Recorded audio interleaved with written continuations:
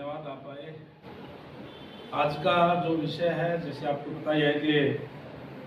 हरियाणा का budget session चल रहा है और 2 तारीख को हमारे माननीय सीएम साहब आदरणीय नायब सैनी जी ने, जो प्रदेश के वित्त मंत्री भी हैं,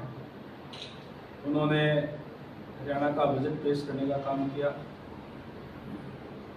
और अब तक का सबसे बड़ा बजट 2,23,000 करोड़ से भी ज़्यादा का बजट उन्होंने पेश करने का काम किया है। और इस बजट के अंदर जिस तरीके से हमने चुनाव के अंदर संकल्प पत्र के माध्यम से जो वायदे किए थे, उन वायदों को पूरा करने का काम और इस प्रदेश को और ज़्यादा विकास की गति देने का काम वाला बजट जो है वो पेश करने का काम किया है। माननीय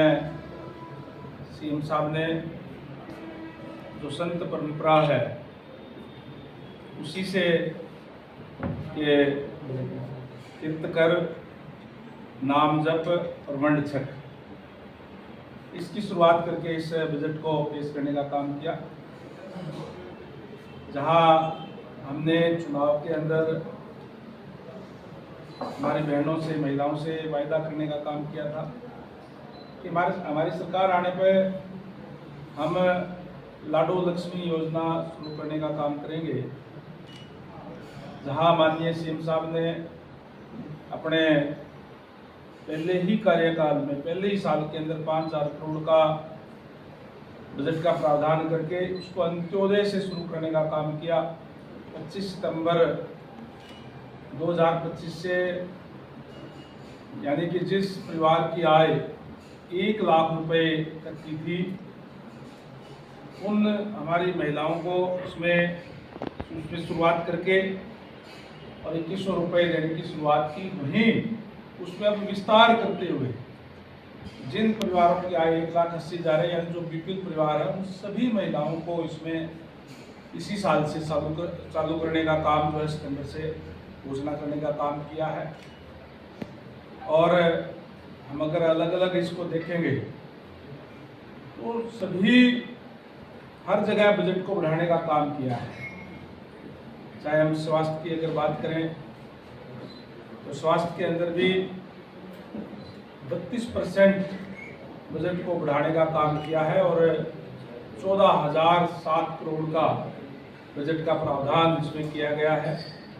जिसमें 7 जिलों में MRI मशीनें लगाई जाएगी और 18 जिलों के अंदर अल्ट्रासाउंड की मशीनें भी लगाई जाएगी। और उसको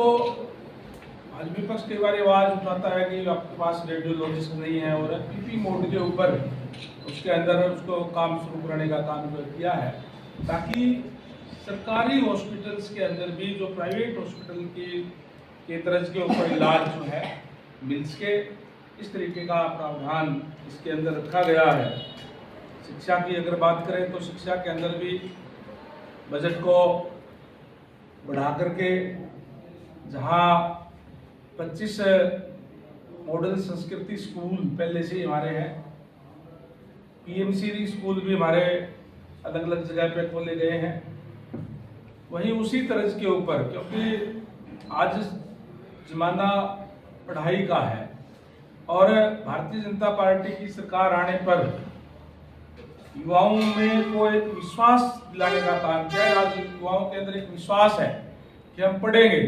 तो शिक्षा के दम पर हम किसी भी क्षेत्र में जाए, चाहे वो सरकारी क्षेत्र के अंदर जाए, चाहे प्राइवेट सेक्टर के अंदर जाए, पारदर्शिता से आज युवाओं को आगे बढ़ने का मौका दिया जा रहा है। वहाँ जहाँ जो गरीब परिवार के बच्चे हैं उनको भी यूँ